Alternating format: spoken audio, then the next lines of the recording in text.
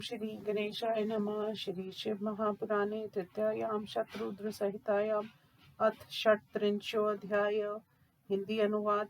नंदीश्वर ने कहा, हे सर्वज्ञ सनत कुमार, अब तुम शिव जी का अश्वत्थामा नामक अवतार का वर्णन सुनो। हे मुनि, महाबुद्धि वाले देव ऋषि बृहस्पति के अंश से भारद्वाज द्वारा अयोनिज द्रोण नामक पुत्र उत्पन्न हुआ। वे सभी धनुर्धारियों में श्रेष्ठ शूर ब्रह्मा ऋषि, समस्त शास्त्रों का ज्ञाता, अत्यंत सुयश वाला, महातेजस्वी तथा समस्त शास्त्रों को जानने वाला था, जिन्हें विद्वान वेदों तथा धनुर्वेद में पारंगत कहा करते थे। विचित्र कर्म करने वाले श्रेष्ठ द्रोण अपने कुल को बढ़ाने वाले थे। हे ब्राह्मण, वे अपने बल से कौरवों के आचार्य थे और कौरवों के 6 महारथियों में प्रसिद्ध थे। कौरवों की सहायता करने के लिए पुत्र प्राप्ति की इच्छा से शिव जी को लक्ष्य कर इन्होंने बहुत तप किया। हे मुनिवर, उस तप से प्रसन्न होकर भक्त वत्सल भगवान शिव जी द्रोण के आगे प्रकट हुए। उन्हें देखकर उस ब्राह्मण द्रोण ने प्रसन्न होकर हाथ जोड़कर उन्हें प्रणाम किया और उनकी स्तुति करने लगा। उनकी तपस्या तथा स्तुति से प्रसन्न भक्त वत्सल शिव जी ने द्रोण से वर मांगो कहा। शिव जी के इन वचनों को सुनकर विनम्र द्रोण ने कहा कि आपके अंश से उत्पन्न अजय तथा महाबली पुत्र मुझे दीजिए। द्रोण के इन वचनों को सुनकर शिव जी ने कहा, ऐसा ही होगा। हे तात, हे मुनि, वे लीला करता तथा सुख दाता शिव जी अंतर ध्यान हो गए। उसके बाद प्रसन्न तथा संदेह रहित होकर द्रोण अपने घर गए। उन्होंने प्रसन्न होकर अपनी स्त्री को वह समाचार सुनाया। उसके बाद सर्वांतरयामी भगवान शिव अवसर पाकर द्रोण के महाबली पुत्र के रूप में अवतरित हुए। हे मुनि, वे वीर कमल नेत्र, शत्रु पक्ष के विनाशक अश्वत्थामा नाम से भूलोक में प्रसिद्ध हुए, जो महाबली पिता की आज्ञा पाकर महाभारत के युद्ध में कौरवों के सहायक के रूप में प्रसिद्ध हुए। जिस महावीर का सहारा पाकर भीष्म आदि कौरव महाबली हुए और वे देवताओं द्वारा भी अजय हो गए थे, जिसके भय से सभी पांडव कौरवों को जीतने में असमर्थ हो गए थे। सभी महावीर होने पर भी नष्ट हो गए थे। शिव जी का कठोर तप करने से और श्री कृष्ण के उपदेश से शिव जी के अस्त्र पाकर अर्जुन ने उन्हें जीता। हे मुनि, महावीर अश्वत्थामा ने महादेव के अंश से उत्पन्न होने के कारण उनकी भक्ति के वश होकर अपना प्रताप दिखलाया।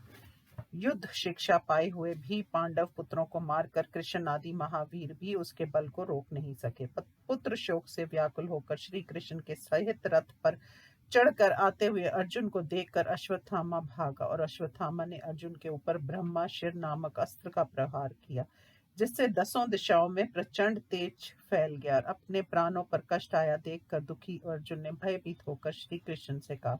अर्जुन ने कहा, हे कृष्ण, मैं कुछ समझ नहीं पा रहा हूँ। ये असह तेज चारों ओर से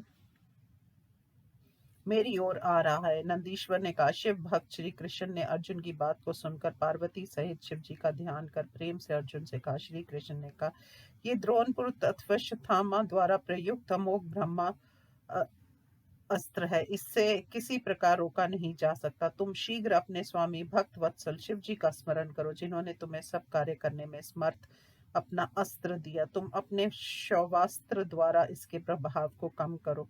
इतना कहकर श्री कृष्ण अर्जुन की रक्षा करने के लिए स्वयं शिव जी का ध्यान करने लगे। हे मुनि, श्री कृष्ण के उस वचन को सुनकर अर्जुन ने हृदय में शिव जी का ध्यान करके उन्हें प्रणाम करके जल स्पर्श कर उस अपने शैव अस्त्र को छोड़ा। हे मुनिवर, यद्यपि ब्रह्माशिर नामक अस्त्र अमोघ था, उसका निवारण किसी प्रकार नहीं हो सकता था, फिर भी अर्जुन के शौवास्त्र से वह शांत हो गया। विचित्र चरित्र वाले शिव जी के संबंध में यह आश्चर्य की बात नहीं है, क्योंकि जो अजन्मा अपनी शक्ति से संपूर्ण विश्व की उत्पत्ति, पालन तथा विनाश करते हैं। हे मुनि, शिव जी के अंश से उत्पन्न तथा शिव जी की इच्छा से ही शांत चित अश्वत्थामा इस समाचार को जानकर कुछ भी दुखी नहीं हुए। उसके बाद अश्वत्थामा ने पांडवों से रहित पृथ्वी करने की इच्छा से उत्तरा के पुत्र अभिमन्यु को मारने का निश्चय किया। तब अश्वत्थामा ने तीव्र कांति वाले, किसी भी अस्त्र से न रोके जा सकने वाले ब्रह्मास्त्र को उत्तरा के गर्भ में पर चलाया।